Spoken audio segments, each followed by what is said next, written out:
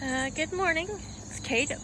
Kate's Garden Chicken and Cat Rambles, and we're gonna take a physical and ramble over to the garden. But it's so cute. I come out down the back steps, and Laddie is the first one that comes running out of the coop, make little clucking noises, and they all come over to follow me around the fence. Paul came home. When he came home this morning, I was out in the yard. I was standing on one of their stumps over there by that one over there between the ladder and the coop, and talking to them, and they were all gathered around my feet like I was on my soapbox, and they were so cute. I was like, it's so cute. Funny how they follow their mama around. I'm like, yeah. So here we see they've got a nice little hole digging there. Yeah. It's like they have favorite dust bath bathing spots, and they switch it around. And here, this stupid post is leaning because there is a gravel at some point in here, but they like to lay here between that fallen pole. But like I said before, it's cut up. I just haven't moved the pieces. I may roll that middle piece out into the yard, but they like, you can see where they like to bed down here. There's little feathers and, oops, yeah, little feathers and flattened grass. And I'm gonna have to get it. I've been using the stumps to help hold up some of these flimsy little corner posts, but it's worked so far. So now all I really need to do is, I'm waiting till they get a little bit cooler. I'm just going to come over here, and I usually use my leg and take down these sunflowers, but I like to pull them up by the root. But what I really came out here to show was what the fall garden is doing. So, oops. Let me get myself in the right lighting, right sun. Look at that. That's the little broccolis, and that is not mulch. That is old, probably from spring, old chicken shavings from their brooder. So really nutritious. And then over here, I got the green bean. That one sprouted. This was the first one to sprout, but it looks like something's been eating on it. Yeah, there's some green beans. Over here, some more green beans coming up. It's hard to see in this light, or it's hard for me to see the screen. But yeah, got green beans coming up. And this is what I'm really excited for, is the Buttercrunch lettuce. I've thinned these out, and they're gonna need thinned out even more. Here's one over here. Might be a little bit starting to come up in that one, but there's one. And this is my first time to grow lettuce. I just never have, because it just wasn't something that was, I didn't know if it was in my wheelhouse. It also is, something you want to do in a small crop, because, a whole row of lettuce coming, harvesting at one time is way more lettuce than we could eat. More lettuce. But I'm hoping by next fall to have a small greenhouse. Paul keeps threatening to get one. I don't want to get a huge one, but it would be nice to be able to grow lettuces and stagger, so that with a greenhouse I could control how much, comes up at one time. But yeah, I'm looking forward to that. Just now getting some kale coming up. It was planted a day later, but there's little kales.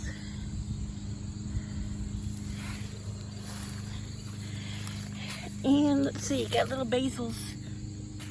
Let me get some of the straw that's blown over. Little basils right there.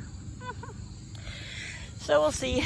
This is where I raked out the coop, and this is the section of the garden that I have let me let rest. It had a lot of cucumber, had a lot of stuff in it this year.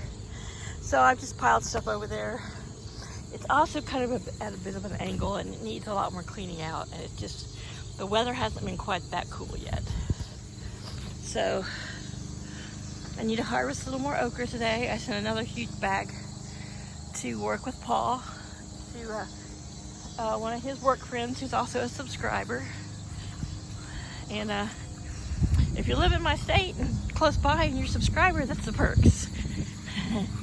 Like and subscribe and I'll send you some veggies. But yeah, let's get out of the sun, it's blinding. But yeah, this okra's looking so good. Still blooming. It's probably a good 9 feet tall now in some places. Most of it I'm having to bend over to harvest. There's a few spots that are like, you know, this big guy here, I'll come and get her in a little bit, that are, you know, shoulder height. And I had a few, what I call them little rogue flowers and okra that were down around waist high. Like this one's just chest high to me. But if I don't pay attention, see down here low, I get so busy looking up and trying to see and not miss pods that I end up missing pods. That's typical, isn't it? But anyway, this is a beautiful, it's probably 11:30, between 11:30 and 12. I didn't put my watch on, so I don't know. But it's a beautiful day right now. It's still supposed to get up to like 86, 88 today, which that'll make the heat index a little bit higher, but it's not super humid this morning. We are having those mornings of heavy dew and a lot of fog, like hanging over there, over that soybean crop. And you know, the ground's really wet, but what are y'all doing? Oh, you got little spots there. So this is another one of the places where they like to dig holes. And it just so happens that in the morning, and in the afternoon, because I still change their water twice a day, that I kind of throw it out that part of the kennel, and they come over and scratch around in the mud. But I see some grass sprouting in those little holes. But yeah, this was like the numero uno dust bathing spot for a while. Paul got a little video of like 4 of them trying to fit in there. It's bigger than it looks on camera. Well, they're getting bigger, but yeah, I've cleaned out some spaces inside the run. Took a lot of the straw out since it's been really dry. So they have a couple places that they've made more dust bathing holes.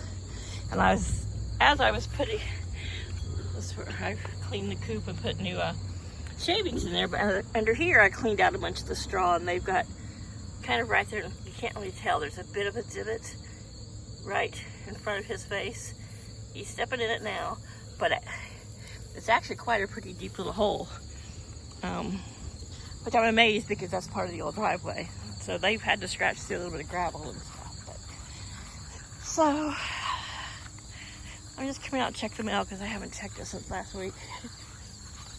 The hibiscus is doing really well. I'm still, one day I'm going to put her in a new pot. The next day I'm going to put her in the ground, and then I argue with myself about, you know, no, her roots might get too cold, but I think then I'll put her in a pot so I can move her around. But she's just gotten to the size that no matter what I put her in, she's getting a little bit too big to move around.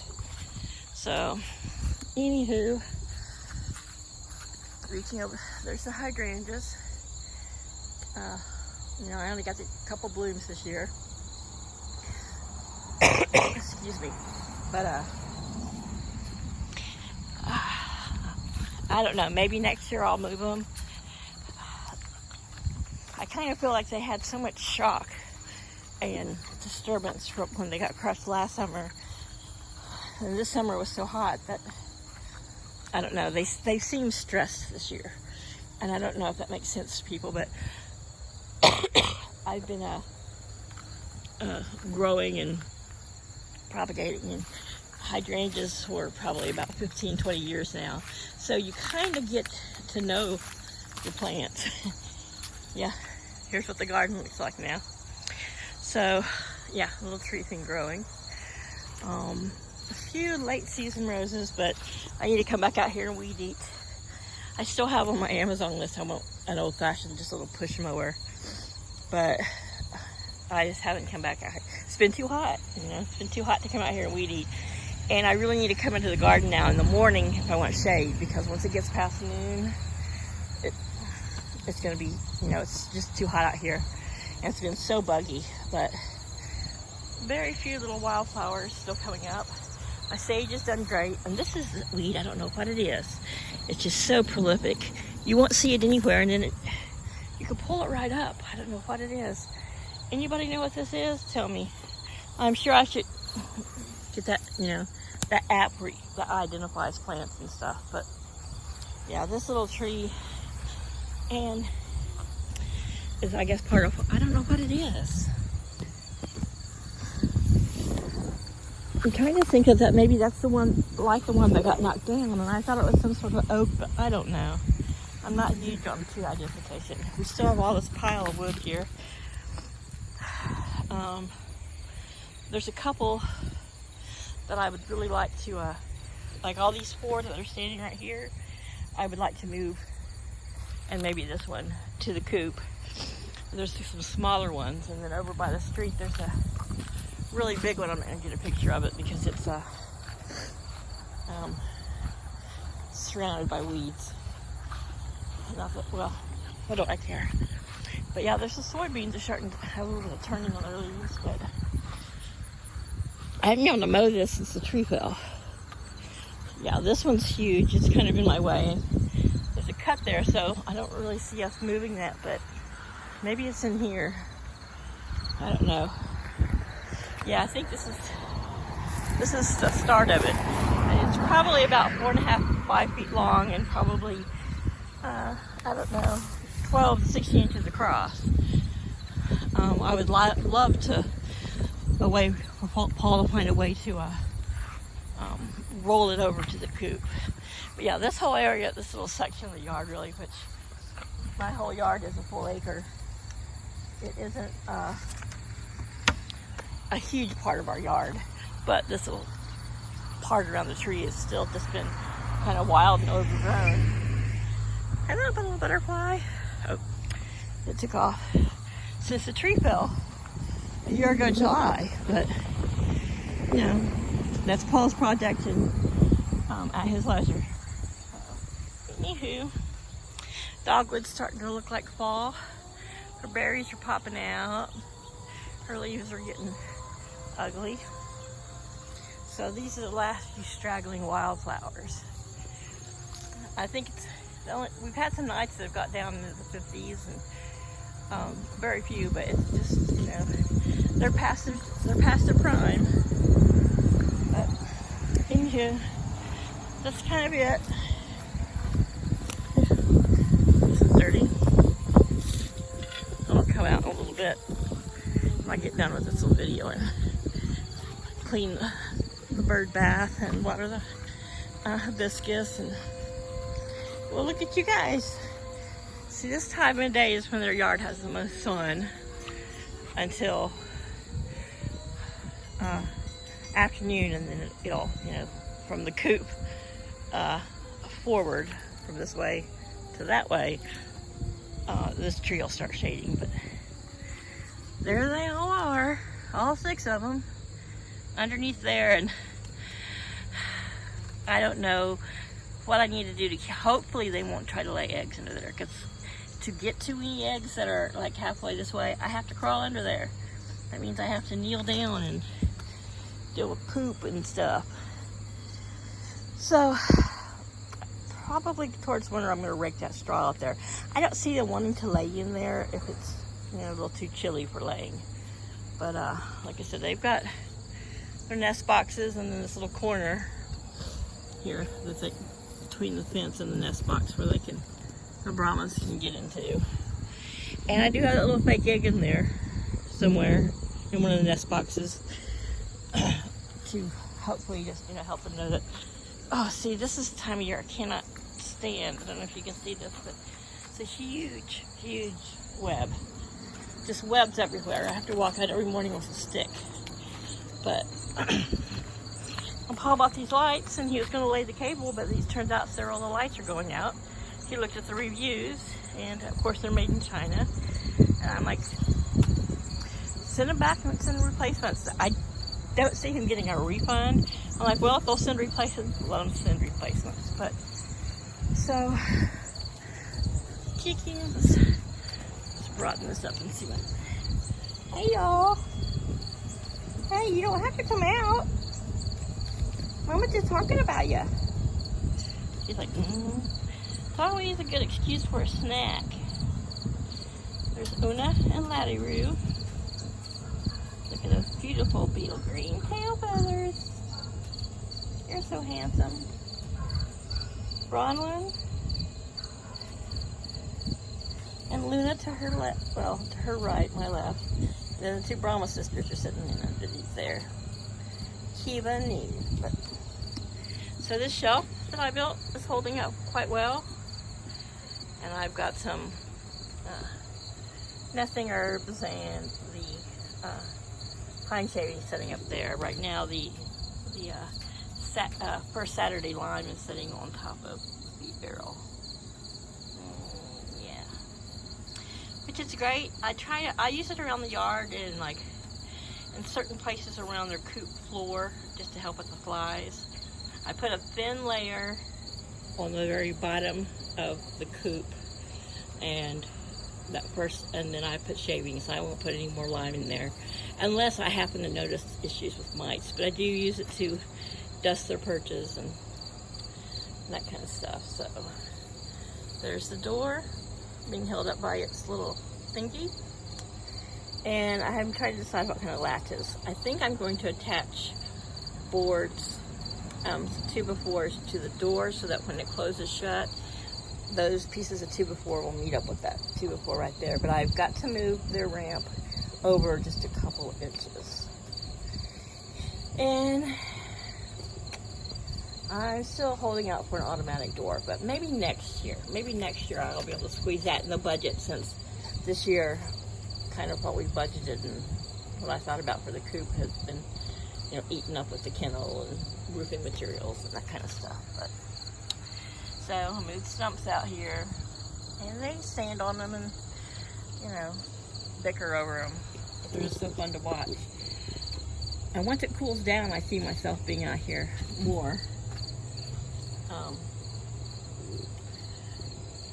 Spending more time out here in the middle of the afternoon. I do set my chair quite often, which I've left out here. One of the straps on one of the arms broke because they were standing on it. But I noticed in the mornings that mesh and netting on the chair seems to attract bugs. So they like in the morning to hop all over it and peck at the bag that the chair goes in is just tied right there to one of the legs. You can kind of see it dangling, that red thing. And every little crack and crevice, they peck out and get any kind of bugs. So this I see in the middle of the day, Miss Luna, my little Houdini chicken, in the coop looking around. I haven't heard any egg-laying songs. I haven't seen any of the girls, squatting down for Laddie-Roo or squatting down in front of me. I have seen him, like, when he's chasing a little bit, like he's going to hop on their backs, make them squat, but he doesn't really do that. He's a pretty gentle guy. So I'm hoping, they're going to be 25 weeks on the 26th, so 6 more days, and they are hitting prime time to start laying. And they've been eating layer food for the last 5-6 weeks, so we'll see how it goes. But they're having their late morning nap, and they've made this cute little dirt ring around their food where they scratch around the bowl, which is nice because every now and then one of them would get on top of it if I don't keep it full enough and flip it over. So I'm going to stop rambling about my chickens. The cat was here at 6 o'clock in the morning. 6:30 I came out today, a little bit later because the sun's coming up later. Chaos is sitting right there for food, and then by the time Paul gets home a little after 8, he's napping. This is where he likes to nap. Paul thinks he gets inside and hangs out with the chickens. And he may, I just haven't caught him doing it yet. He may this winter when it gets cool and drizzly and we start getting some actual fall weather, but I saw you go back there. Is you checking out the places to nest? You checking out places to lay eggs? I just really don't want them to get in the habit of laying underneath there. Which, you know, that's pretty wide open. It's not as private, so I'm hoping they don't choose to make their mama crawl across their poo to fetch eggs. But, you know, hey, yummy, organic, fresh eggs. Gotta pay the price. All right, ladies, say goodbye. Mama's gonna say goodbye. Send out all my thanks to all my subscribers and my new subscribers. I guess in the last 28 days, I gained like 14. I really appreciate it. Please like and subscribe. Help support the channel. I would greatly appreciate it. Thank you. You guys have a great afternoon. Bye for now.